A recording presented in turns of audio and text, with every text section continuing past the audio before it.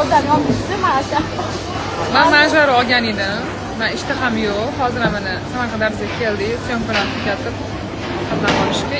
Men oladigan narsalarim bor edi. Hozir o'rtog'im aytdi, "Sen manjaro olsan, ishtahang kamlar, chunki mana bitta porsiya ovqat bo'lsa, o'shani yarmini zo'rg'a yeyapman. Juda ham kam yeyapman. Bu ham shunaqa bo'lib qoldi-da. Va o'tadi-da qizlar. Lekin manjarodan shunaqa zo'r ozg'onman. Ozganimga xursand bo'lib ketdim. Manjaro haqida juda ham ko'pchilikni so'rasa, manjaro bu ozdiradigan ukol. Ya'ni men ozish uchun olaman ukolni va uni Derafaya terzipamni olaman. Juda ham ko'pchiliklar yozadi narxi bo'yicha qizlar.